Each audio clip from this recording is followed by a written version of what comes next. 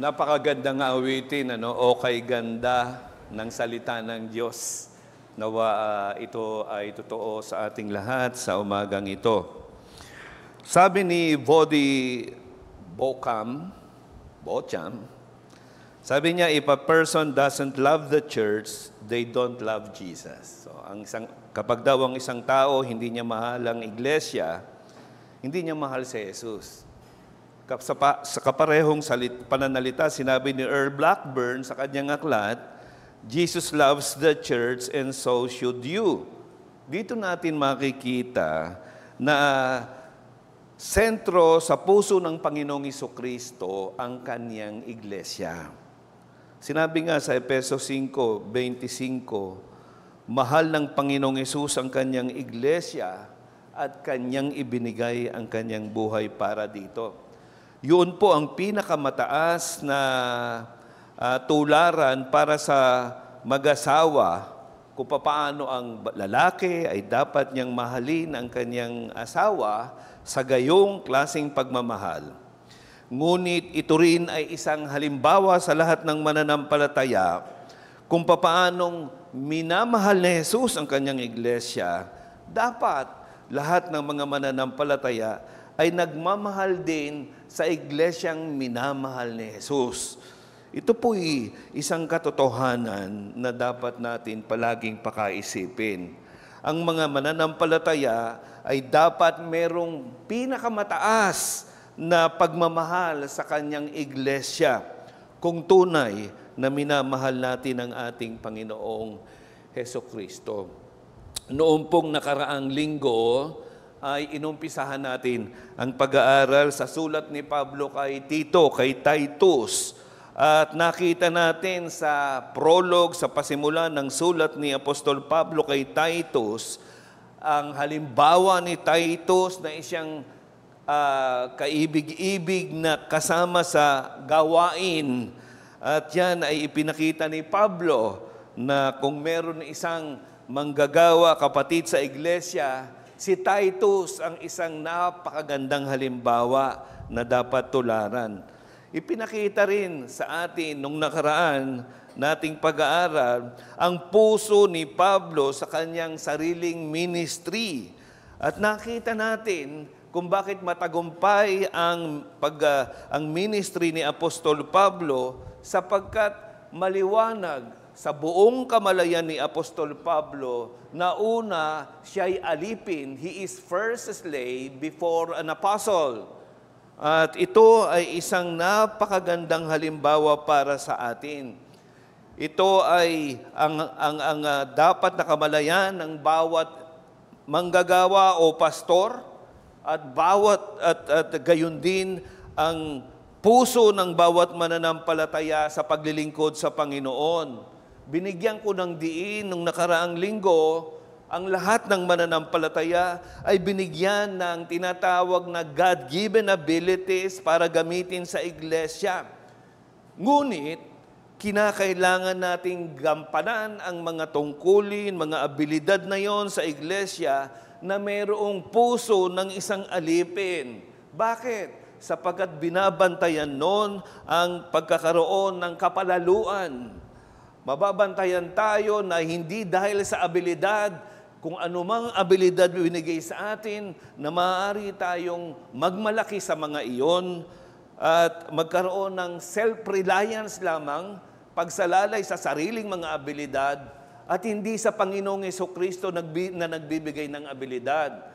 Mga kapatid, palagi nating pakaisipin, una tayo yung mga alipin bago ang mga abilidad na yon. Hindi dapat tayo magkaroon ng paglimot sa bagay na yan upang magwardyahan tayo sa pride and self-reliance pagdating sa mga abilidad na ibinigay sa atin.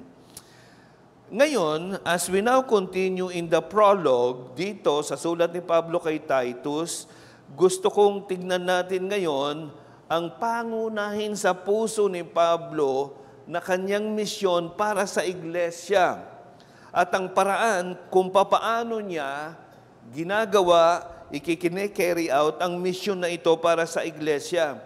sentro sa pagiging apostol ng Panginoon ni Pablo ay hindi lang ang conversion ng mga sinners, kung hindi ang kabutihan ng iglesia at ang bawat miyembro ng iglesia. Ang mga pastoral epistles ni Pablo tulad kay Timoteo ay hindi primarily evangelistic letters yung mga yung bagamat nandun ang ebanghelyo. Ang pangunahing layunin ng mga sulat ni Pablo kay Timoteo at kay Titus ay para sa iglesia at para sa mga mananampalataya na kabahagi sa iglesia.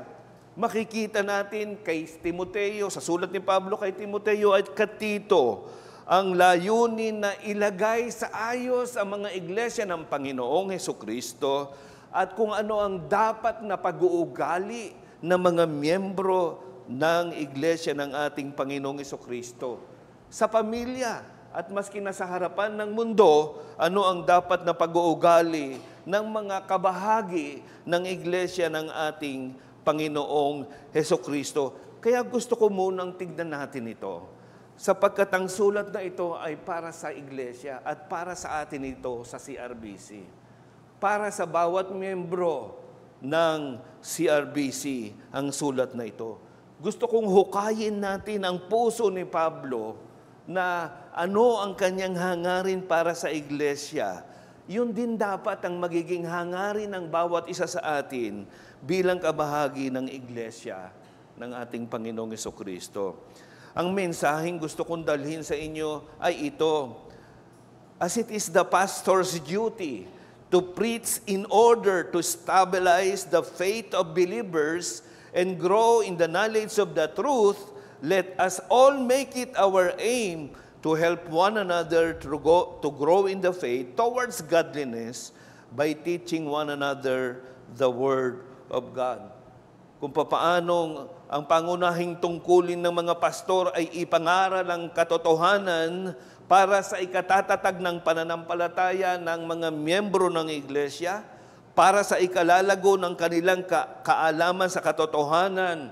Gayon din naman, ang bawat kabahagi sa iglesia, bawat miyembro ng iglesia ng Panginoon, dapat yun din ang ating goal, yun ang ating aim. Magtulungan tayo, bawat isa sa atin upang tayo ay tumatag sa pananampalataya at lumago sa pagkaunawa ng katotohanan para sa buhay ng kabanalan.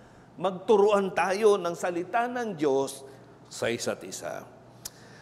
Basahin natin ang ating mga talata para sa umagang ito. Muli, babalik tayo sa prologue sa verses 1 to 4. At ito po ang sinabi sa atin, kung may mga Biblia kayo, sana palagi kayo may dalang Biblia para alam ninyo ang ating pinag-aaralan.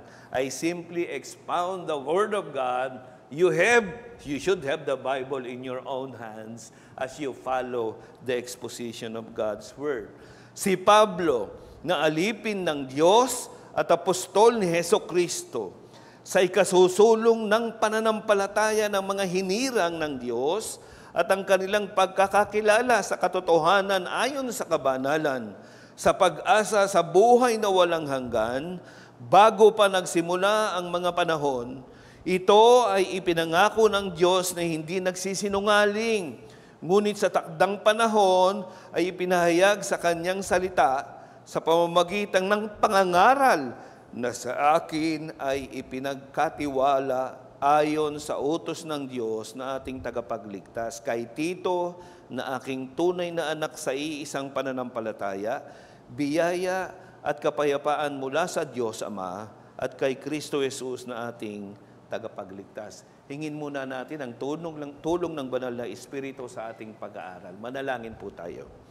Muli, O Diyos, kami tutunghay sa mga espiritual na katotohanan sa iyong salita. Kinakailangan namin ng espiritual na pangunawa na nagmumula sa banal na Espiritu. Kung wala ito, kami ay mananatiling bulag. Hindi namin maiintindihan ang mga espiritual na katotohanan ng iyong salita upang mailapat namin sa pang-araw-araw po naming buhay. Kaya buksan mo ang iyong salita sa amin ngayon at maging handa kami sa pakikinig nito. Ito pong lahat ay dinadalangin namin sa iyo ngayon sa pangalan lamang ng aming Panginoong Hesukristo. Amen. Alam po natin na ang mga iglesia dito sa Crete, they are fairly new in the faith. Bago pa lamang sila sa pananampalataya. Kailangan nilang mapalago, manurture sa pamamagitan ng katotohanan ng ating Panginoong Diyos, the Word of God. Kailangan silang matulungan na lumago, tumatag sa kanilang pananampalataya. Yun ang kailangan ng iglesia sa Crete. Kailangan nilang tumatag sa kanilang pananampalataya at lumago sa kanilang kaalaman sa katotohanan ayon sa kabanalan. Ngunit para kay Apostol Pablo ay hindi lamang niya layunin, mithiin ito para sa bagong mga iglesia. Ito rin ang patuloy na layunin niya, gaano man katagal na ang isang iglesia katulad ng CRBC, pang-45 taon na natin, ngunit kailangan pa rin natin ito, na tayo pa rin ay patuloy na tumatag sa pananampalataya at lumago sa mga katotohanan tungo sa kabanalan. Kailangan natin ito at ito ang nasa puso ni Apostol Pablo para dito sa mga iglesia sa Crete. At ito ang ating aaralin sa umagang ito. Dalawang bagay ang gusto kong tignan natin. Sundin ninyong mabuti ito. Ang una, titignan natin ang mithiin ng misyon ni Pablo para sa iglesia. The goal of Paul's mission for the church. That is the first thing we are going to look at. And secondly, ang paraan ng biyaya ng pangangaral para maisakatuparan ni Pablo ang kanyang misyon para sa iglesia. The means of grace of preaching in carrying out the goal of Paul's mission. We find that in verse 3. Mga kapatid, tignan natin ang una nating puntos dito. The goal of Paul's mission for the church. Ang mithiin ni Pablo sa kanyang misyon para sa iglesia. Basahin natin muli, si Pablo na alipin ng Diyos at apostol ni Hesukristo. Ano ang kanyang mithiin bilang alipin at apostol ng Panginoong Hesukristo? Ito'y para sa ikasusulong ng pananampalataya ng mga hinirang ng Diyos at ng kanilang pagkakilala sa katotohanan ayon sa kabanalan. Pansinin ninyo una sa lahat, kanino isinusulat ni Pablo itong mga salitang ito? Kanino niya? Sino ang focus ng kanyang mithiin na kailangang lumago, tumatag sa pananampalataya at lumago sa pagkaunawa ng katotohanan? Ang maliwanag na sinabi ni Pablo dito, para sa mga hinirang ng Diyos, to the elect of God. Yun po yung object ng goal ni Pablo rito. For the elect of God, mga hinirang ng Diyos. At ang Biblia ay punong-puno ng katotohanan na ang Diyos ang pumipili sa mga makasalanan upang kanyang iligtas. Siya ang soberanong Diyos na mula pa sa walang hanggan, pumili ng kanyang mga ililigtas na mga makasalanang hindi karapat-dapat. Huwag mong gawing problema ang doctrine of election. The Bible does not make doctrine of election as a problem. It is the bedrock of the Christians. It is the comfort of a doubting Christian because it is God who chooses unworthy sinners for Himself. At ang Biblia katulad sa 2 Timothy chapter 2 verse 10, kaya aking tinitiis ang lahat ng mga bagay dahil sa mga hinirang upang kamtan naman nila ang pagkaligtas na nasa kay Kristo Jesus na may kalwalhatiang walang hanggan. Maliwanag, sinabi ni Pablo, tinitiis niya ang lahat ng mga bagay para sa mga hinirang ng Diyos. Ganon din ang sinabi niya sa Colossians 3:12.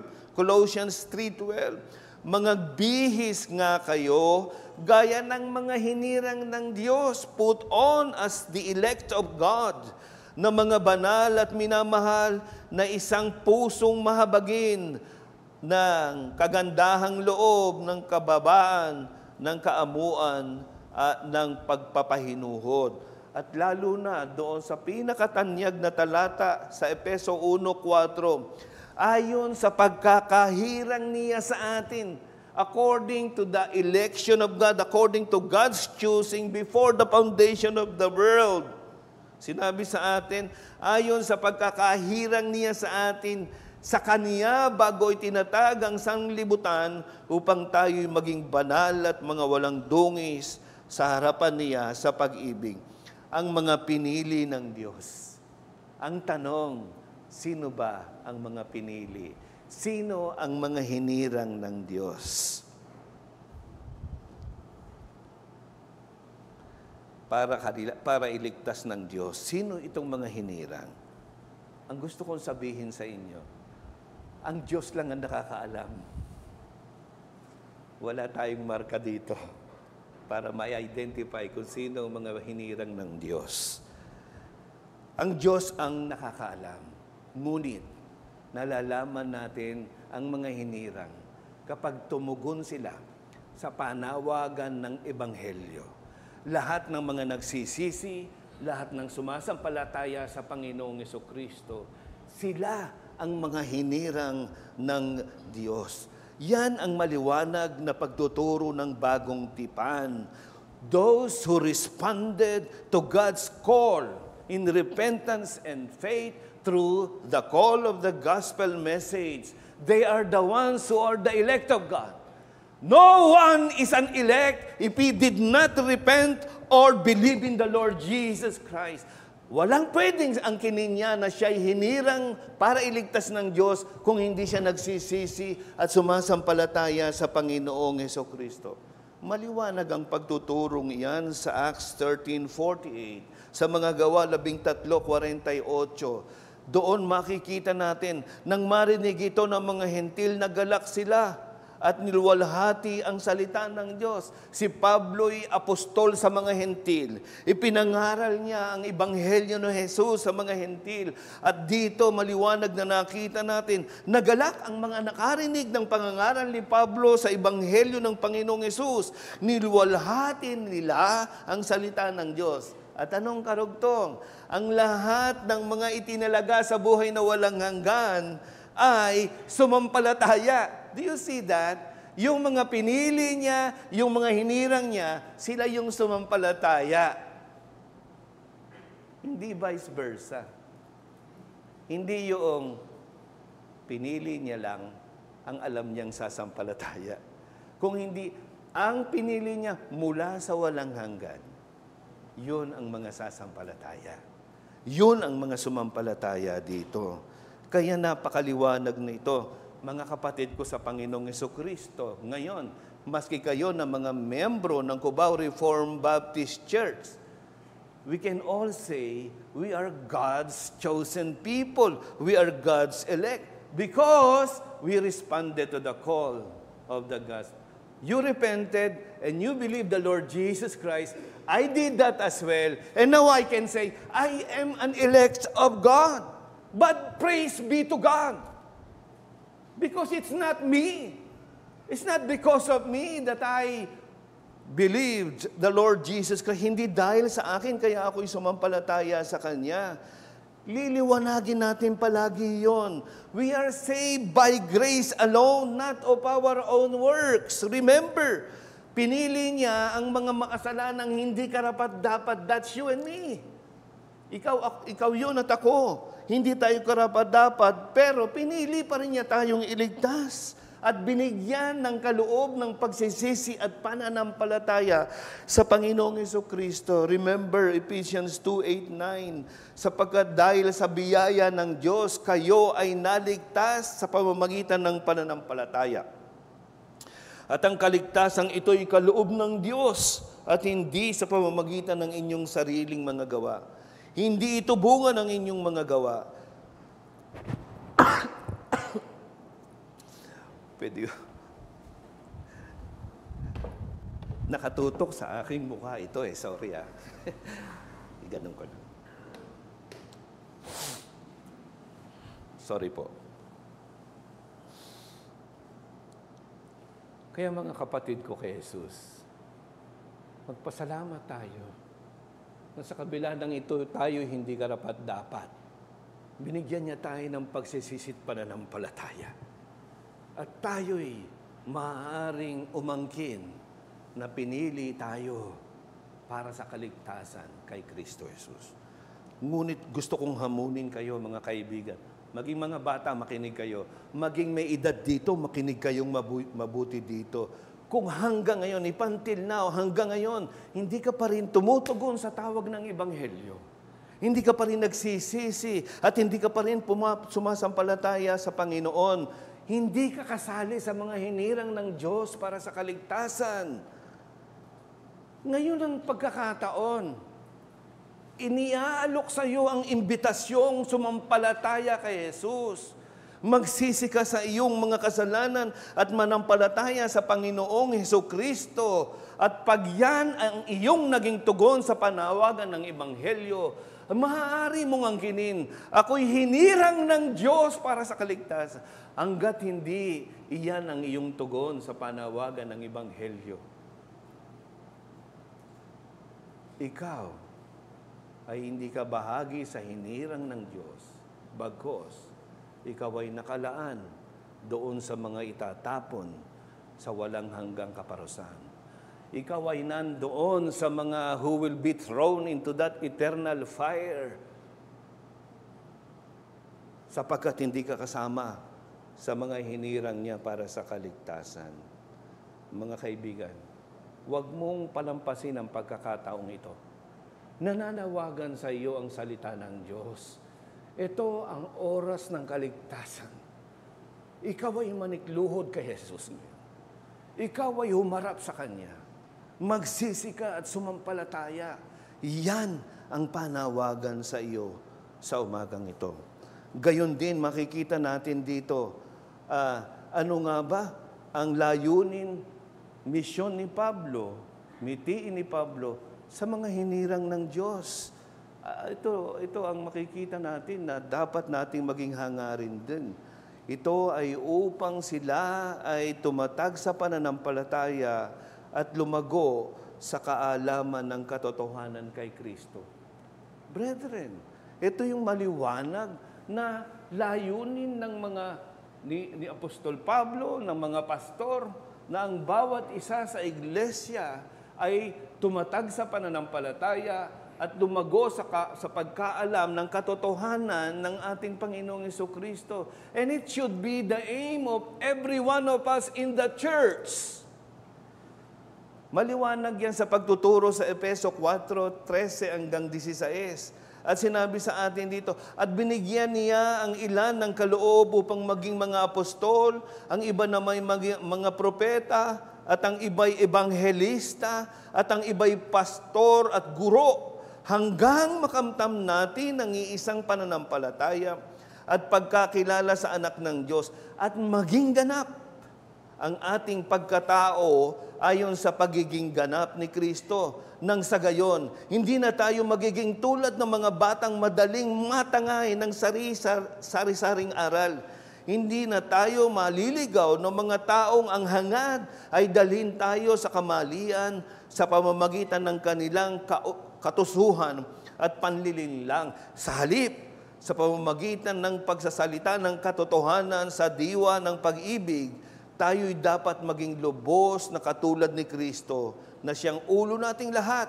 Sa pamamagitan niya, ang mga bahaging pinag-ugnay-ugnay ng kasukasuan ay magiging isang katawan. At kung maayos na gumaganap ng tungkulin ng bawat bahagi, ang buong katawan ay lalaki at lalakas sa pamamagitan ng pag-ibig.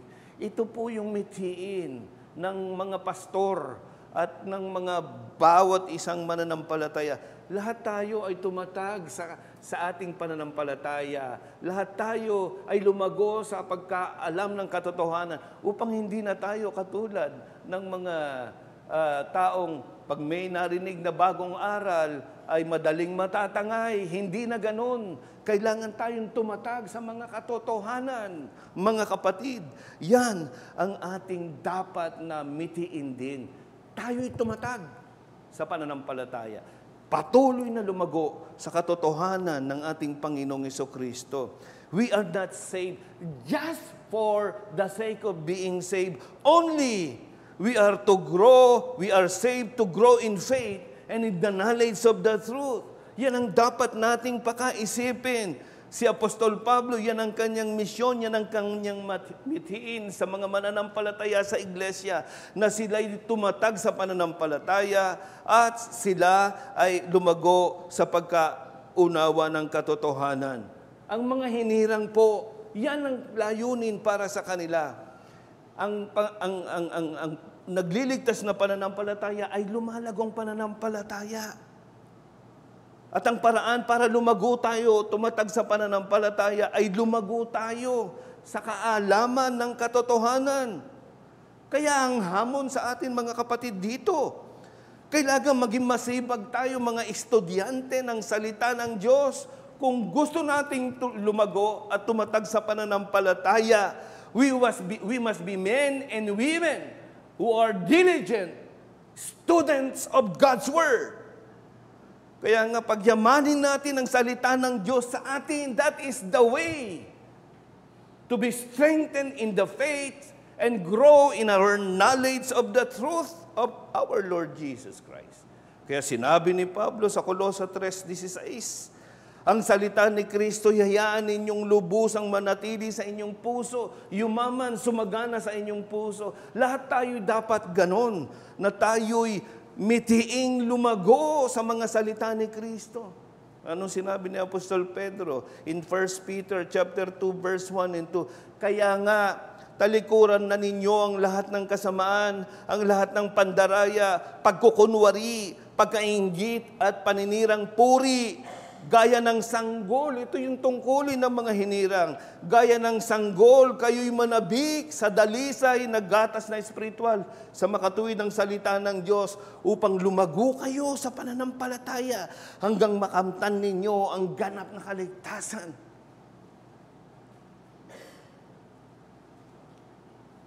Ang isang sanggol, hindi yan mabubuhay kung wala ang gatas ng ina. Kung paano ang isang sanggol ay nananabig sa gatas na magmumula sa kanyang ina, ang bawat mananampalataya ay maging katulad ng isang sanggol. Hindi siya mabubuhay hanggat hindi niya makamtan ang gatas ng buhay, ang salita ng Diyos para sa kanyang sariling ikalulusog. Mga kapatid, yan po ang makikita nating mitiin ni Pablo para sa mga hinirang, para sa iglesia ng Panginoong Hesus. Pero may dalawang mahalagang bagay dito na binanggit si Pablo na kaakibat sa paglago natin sa kaalaman sa Panginoong Jesucristo. The first thing, godliness or holiness. Tayo ay, sinabi, tatatag sa pananampalataya at lalago sa kaalaman ng katotohanan tungo sa kabanalan. Nakita niyo ba yun? Tungo sa kabanalan o ayon sa kabanalan. Ang kaalaman natin, hindi hiwalay po yan sa kabanalan. Ang katotohanan na natatanggap natin should transform our lives. That is the aim of the truth of the Lord Jesus Christ. It is to transform us. Sa Sunday School, pinag-aaralan natin, tinuturo ni Pastor Ismael ang biography ni John Owen. Knowledge that does not translate into our daily experience is empty. Ikaw man ang pinakamaging matalinong tao, marami ka mga alam sa Biblia, alam mo ang cover to cover. Kung hindi yan, nagtatransform sa iyong buhay. If you do not experience the power of the Word of God in your own life, it means nothing.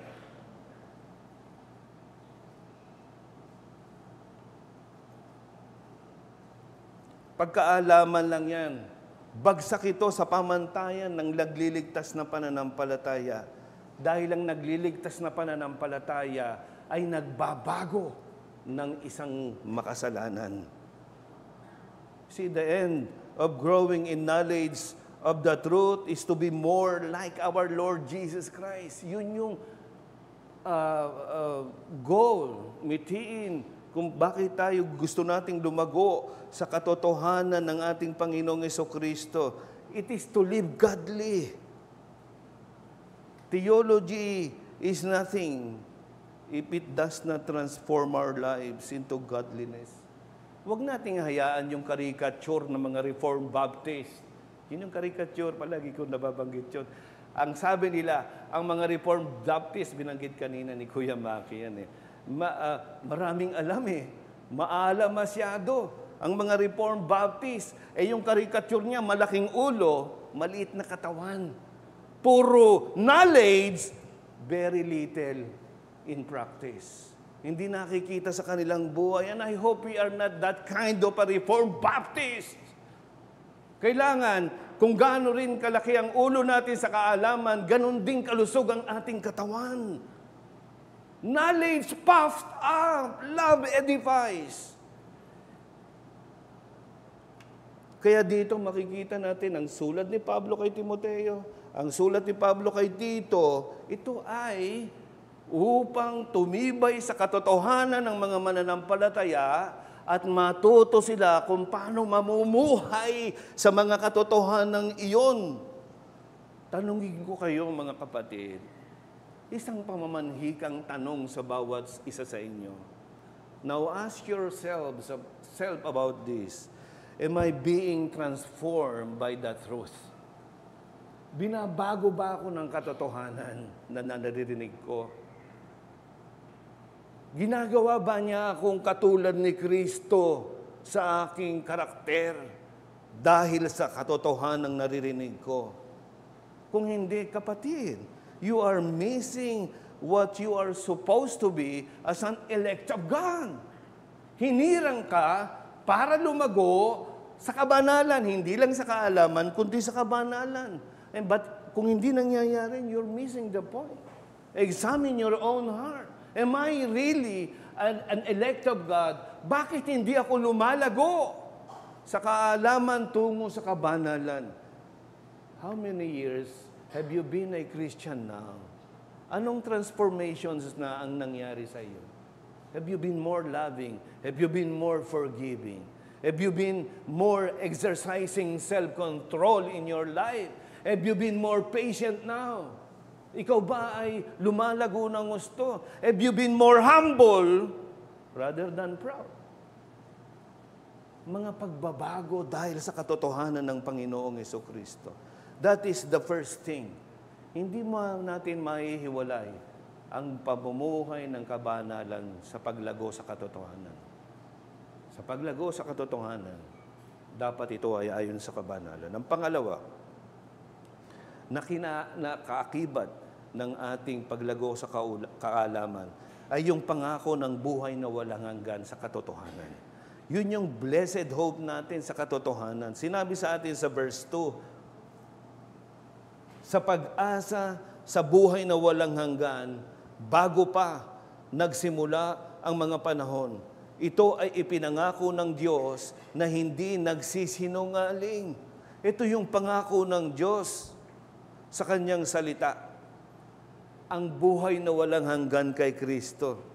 At sinasabi ni Pablo sa mga mananampalataya sa bawat hinirang ng Panginoon, eternal life is something that is so sure and secured in Christ for every child of God.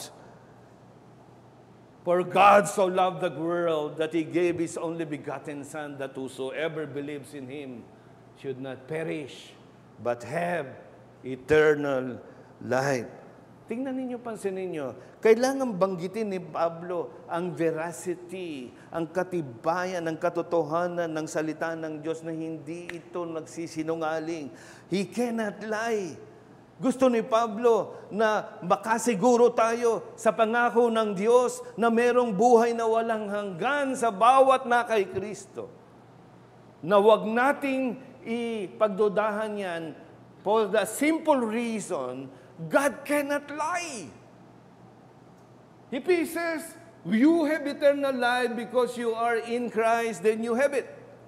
Don't doubt it. No, pag pinag-usapan natin eternal life, minsan pumapasok lang nasa isip natin yung haba ng buhay sa walang hanggan. That is not the essence of eternal life. The essence of eternal life is the quality of life in eternity, yung kalidad ng buhay na meron sa buhay na walang. It's not just the long at seems endless time in eternity, but it is the quality of life in eternity. Ang buhay na walang hanggan ay hindi tungkol sa haba ng buhay, kundi sa kalidad, sa kagandahan na meron sa buhay na walang hanggan. Remember, I preached this last night doon sa wake ng tita ni Nate sa John 11:25 to 27. At sinabi ng Panginoong Hesus kay Marta, "Ako ang muling pagkabuhay at ang buhay, ang sumasampalataya sa akin, bagamat siya'y mamatay, all men will die, including believers, but those who believe in me, they will rise again." Muling mabubuhay. At yung mga nabuhay kay Kristo sa pagbabalik niya, at ang bawat nabubuhay at sumasampalataya sa akin, ay mabubuhay magpakailanman. They will live for all eternity with Jesus Christ, with a glorious life with Him in eternity. Yun po yung meron sa atin ngayon. Because of what Christ has done. He rose victorious from the dead. He is now seated on His throne in heaven. And therefore, lahat ng mga mananampalataya have the same kind of assurance that they will have a glorified life in eternity with the Lord Jesus Christ, where there is no more tears, no more crying, no more pain, no more sin, no more death. That is the kind of life in eternity. And that is what we have, my dear brethren, in the Lord Jesus Christ. And so eternal life is part and parcel of saving faith, because that is the unfailing promise of God. Ang pananampalataya palagi nakatuon doon sa pangwalang hanggan, doon sa binibigay ng Panginoon sa mga nakay Kristo. At yun ang iniibig natin, di ba mga kapatid? Na tayo ay makasama ang Panginoong Hesus at ang Diyos sa walang hanggang kaluwalhatian magpakailanpaman. But let me just remind all of you, my brethren, we are always preoccupied with the things of the world, aren't we? Hindi ba? Ganun tayo eh. Lahat ng concerns natin, kadalasan yung pang sa kasalukuyan eh.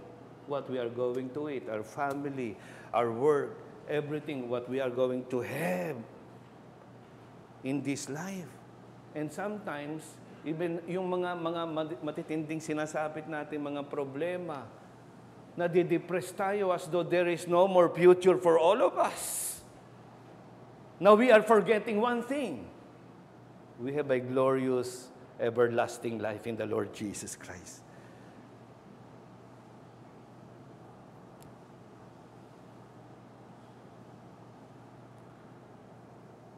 Let's live the present in the light of our future glory with the Lord Jesus Christ. Huwag nating kalimutan. Let's fix our eyes on Jesus and what we have in Jesus in that glorious eternity. Doon tayo tumuon sa Kanya, mga kapatid. Kapatid ko, huwag mong kalimutan ito. Ano man ang pinagdaraanan mo ngayon, you have eternal life in Christ. Do not forget that. Everything can be taken away from you in this life, but your eternal life in Christ cannot be taken from you. It's yours. You have it now. And you are going to have it fully when Christ comes again. Don't forget that, my brethren. Muli, mananawagan ako sa inyo, mga kaibigan ko, na naririto sa umagang ito. Again, Kung hindi ka mananampalataya ngayon, kung hindi ka tumutugon pa sa panawagan ng Ebanghelyo na magsisikat sumampalataya sa Panginoon, let me just tell you, you don't have eternal life in Christ Jesus. Wala kang buhay na walang hanggan kay Kristo Jesus. Ang meron ka ay buhay na walang hanggan, malayo kay Jesus ngayon. Naninikluhod ako sa iyo, huwag kang manatili sa ganyang kalalagayan. Do not remain. Do not stay in that terrible condition now. Now again is the time for you.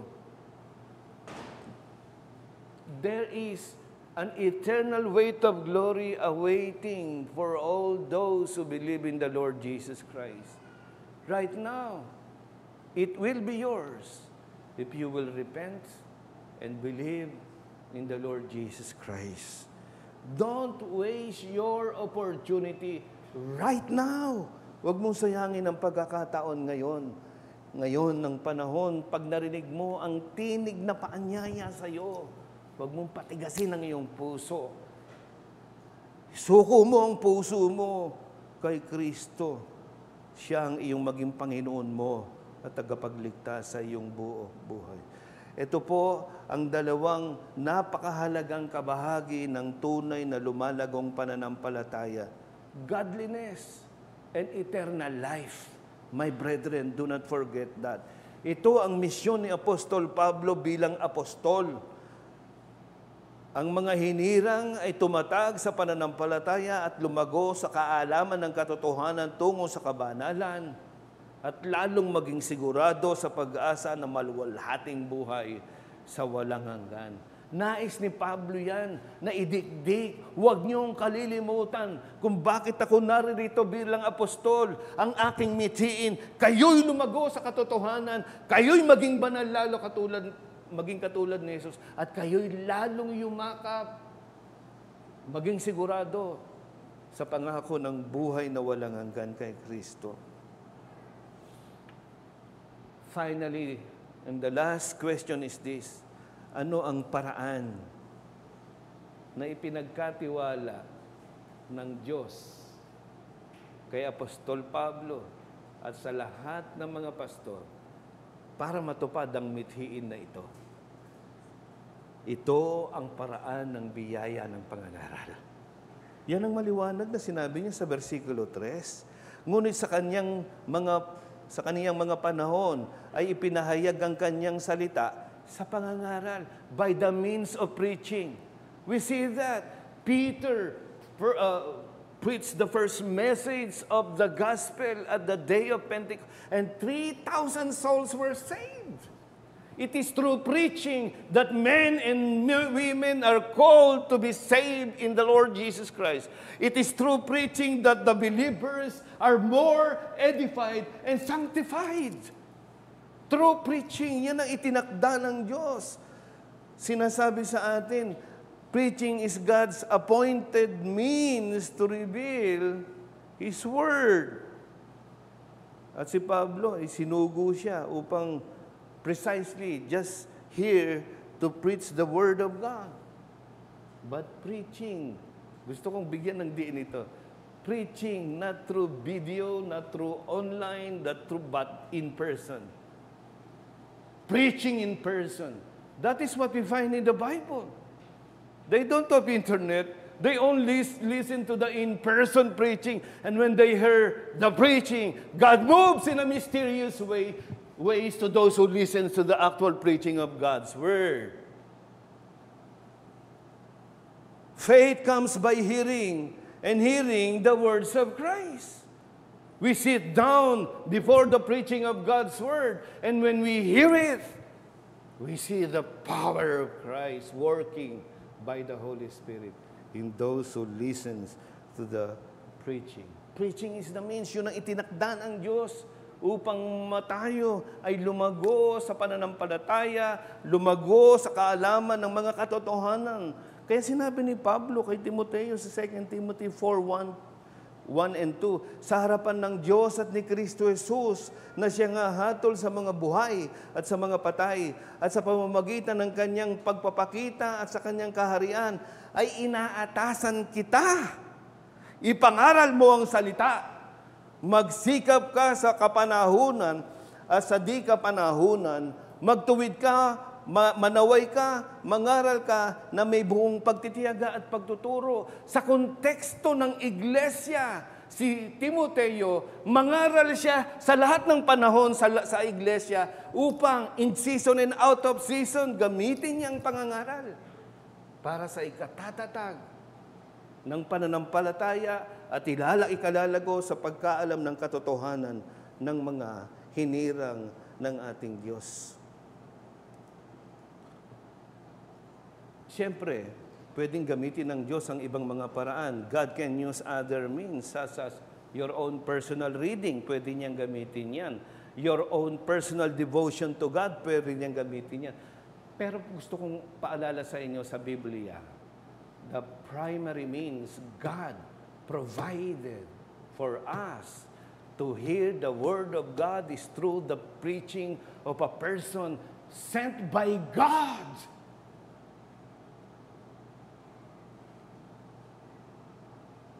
Ang pangangaral, ito ay transaksyon ng Diyos sa mga tagapakinig sa pamamagitan ng medium ng tagapagsalita, kagaya ko ngayon.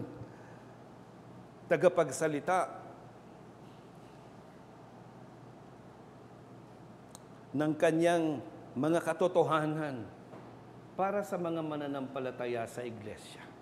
Yun po ang isang katotohanang makikita. Sabi ni Tim Challies sa kanyang kiko-quote ko sa Tim Challies, sabi niya, the most fitting response to a powerful sermon is not what a great preacher, but what a great God.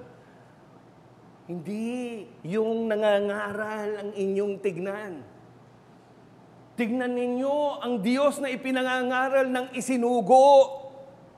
Kailangan yung hangahan at sambahin ng Diyos, hindi yung tagapangaral. Do not worship the preacher. Worship the message of the preacher. Dahil yun ang aim ng isang preacher. Not to be glorified, but so that Christ will be glorified through the preaching of the Word of God. Do not look at me now. You listen to me, but listen to what Christ is telling you right now. Sinabi nga ni J.I. Packer, a true sermon is an act of God and not a mere performance by man. Ano mang aking gawin dito? But when you hear the Word of God preached by someone appointed by God, it is an act of God. Ano mang galing ko mangaral, ano mang galing ko magturo sa inyo, if it does not transform your life, it means nothing. If you listen to God through the preaching of His Word, then it will transform your life. Let me just ask you again as I close this sermon, paano mo binavalue ang pangangaral ng salita ng Diyos? How do you value the preaching of God's Word? Sunday after Sunday, you sit here.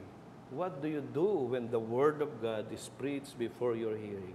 Anong ginagawa mo tuwing maririnig mo ang pangangaral ng salita ng Diyos? Huwag mo isipin yung... The person standing here may not be John MacArthur, may not be Paul Washer, may not be Bodhi Bokang, or whoever may not be like R.C. Sproul or whoever. But when someone, in spite of his limitation and weakness, when the person stands in the pulpit, preach the Word of God, faithfully expounds to you the Word of God, ipinaliliwanag sa, then listen carefully to the words of God. You are listening not to that person himself, but to the very words of Christ. Try, pilitin mong kunin ang mensahe ni Kristo sa iyo. Hindi man yun ang ideal mong preacher sa iyong harapan. get the Word of God through that feeble preacher. Spurgeon was saved. Why? Simply by a man who is actually not even appointed to preach. Narinig lang niya, look unto me, look unto me. Na-save. The same with John Owen. Something he heard and God saved. It is not the best of preachers, but it is the best message of the best of preachers that matters most, my dear brethren.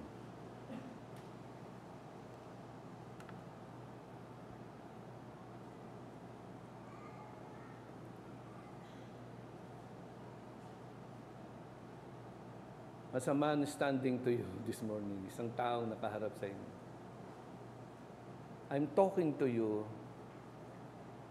in personal way, which those who are speakers on online cannot do. Because I know you. I know your struggles. I'm your pastor. And that is why I'm personal in my message to you. If you are hit by the message, then praise be to God. Because it is God's word for you.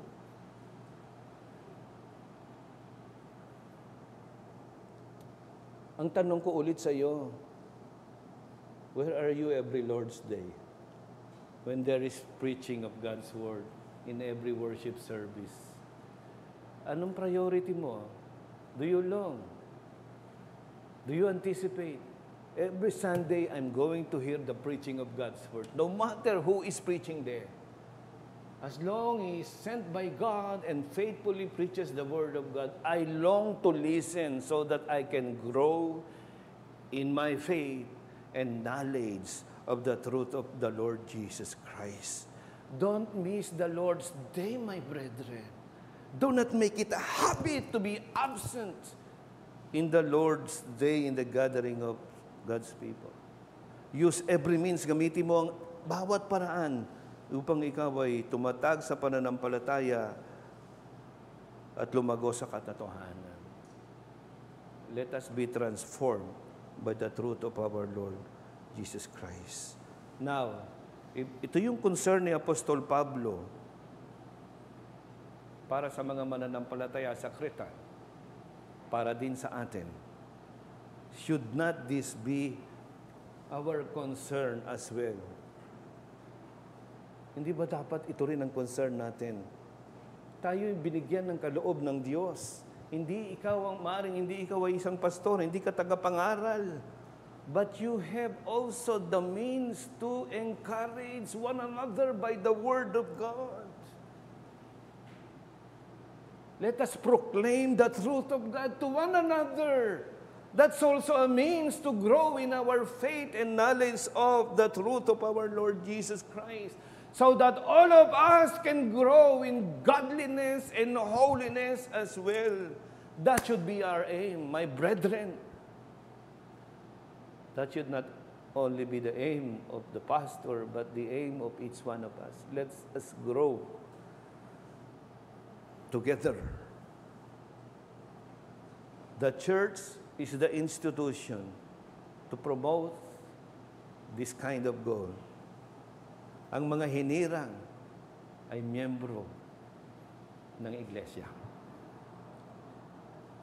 At kung ikaw ay isang mananampalataya ngayon, and a member of the Church of Christ, remember, Jesus loves the church, and so should you. Mahalin mo ang iglesia na kinabibilangan mo. I always remember yung song, I'm so glad I'm a part of the family of God. I've been washed in the fountain, cleansed by His blood, joint heirs with Jesus as we travel this sun.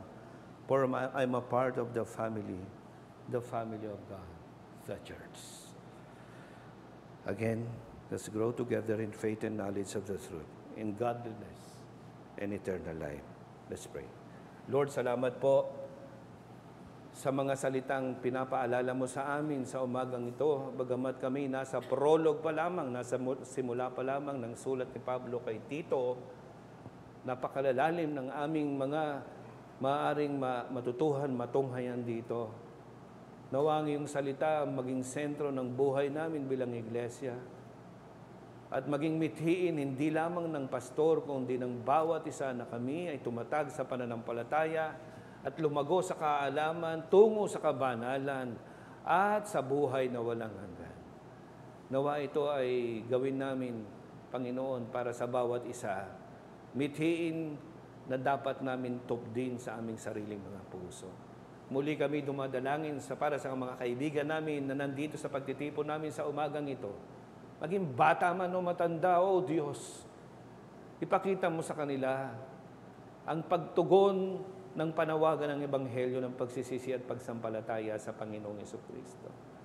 Upang sila din ay makamtan ng buhay na sagana sa walang hanggan kay Kristo Jesus. Mahabag ka sa kanila, Panginoon. Iligtas mo sila sa oras na ito. Ito pong lahat ay dalangin namin sa pangalan ni Jesus. Amen.